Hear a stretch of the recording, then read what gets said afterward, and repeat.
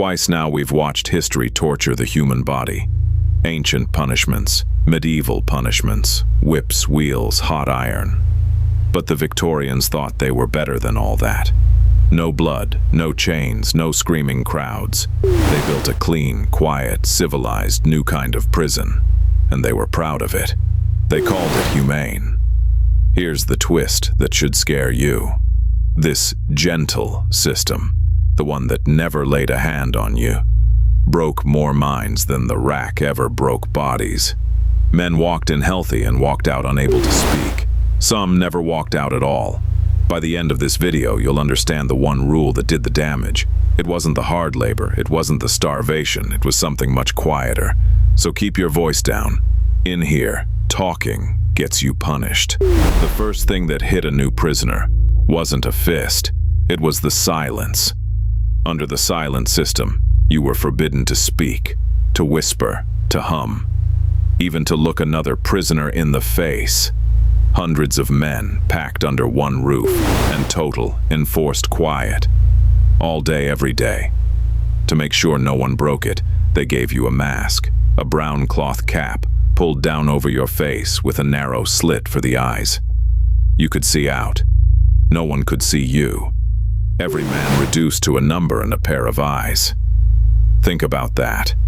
A room full of people, and you are completely, permanently alone inside it. The Victorians didn't invent a quieter prison. They invented loneliness and made it a sentence. Then they gave you something to do. And this is where it turns cruel in a way you can feel. In your cell sat a small iron machine with a handle, a crank. Your job was to turn it. That's it. It connected to nothing, ground nothing, produced nothing. Just a counter, ticking off the turns. 10,000 turns every single day, before some prisons would even feed you. And here's the detail that tells you everything. If a guard decided you weren't suffering enough, he'd tighten a screw on the side of the machine, making the handle harder to turn. Harder work for the same nothing. That's where the nickname comes from. Even today, prisoners in Britain call guards screws.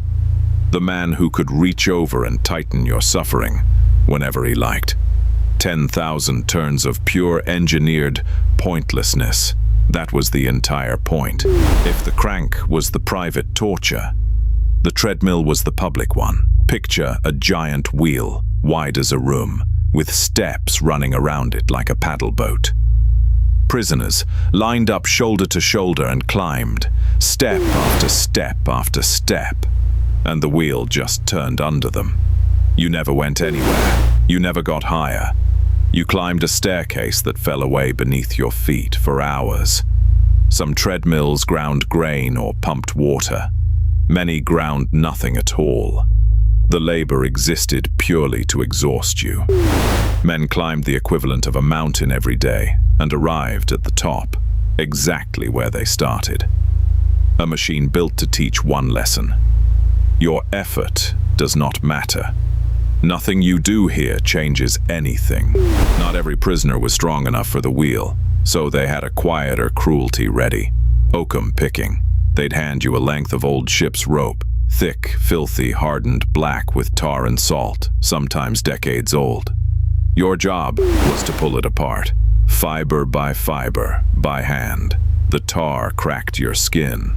The stiff fibers cut into your fingertips until they bled, and you'd sit there, hour after hour, unpicking rope until your hands were raw, so the fibers could be sold back to the shipyards. Old men did it.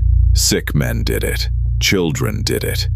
Hunched over in silence, bleeding quietly into a pile of rope, for the crime of being poor. There was even a slogan for all this. 3 words the whole system was built on. Hard labor, hard fare, hard bed. Hard labor we've seen. Hard bed meant a plank of wood, no mattress, in a cold stone cell. And hard fare meant the food. The meals were designed by a rule book, measured out to keep a man just barely alive, and never one bite more. Thin gruel, coarse bread. Enough to stop you dying, calculated to make sure you never stopped being hungry. Comfort was treated as a reward you had to earn, and almost nobody ever earned it.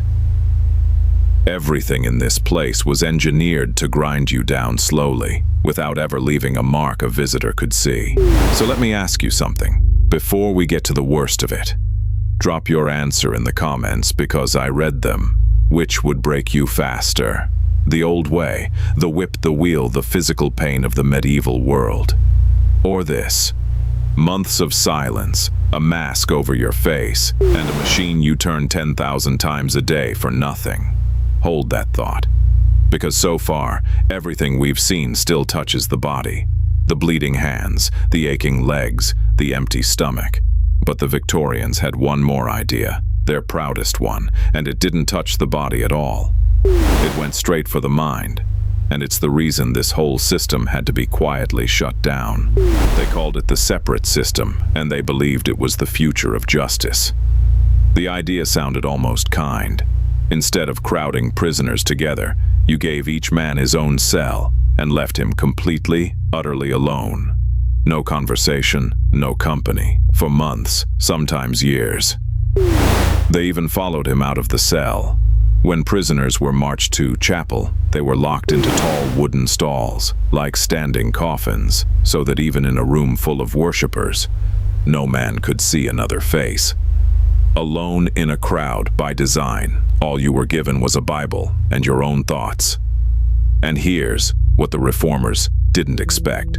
The human mind is not built for that. Men who felt no pain, who were never once struck, began to unravel. They stopped sleeping, they talked to walls, they saw things that weren't there. Prison doctors started recording the same thing over and over. Not injuries, breakdowns. The gentlest punishment ever invented was driving men insane. It produced so much madness that, quietly, without ever really admitting why, they had to pull it back. The Victorians set out to prove they were more civilized than the men with the whip. Instead, they proved something darker. You don't need to touch a person to destroy them. You just have to take away everyone else. That's the real horror of the Victorian prison. There's no villain twirling a mustache here.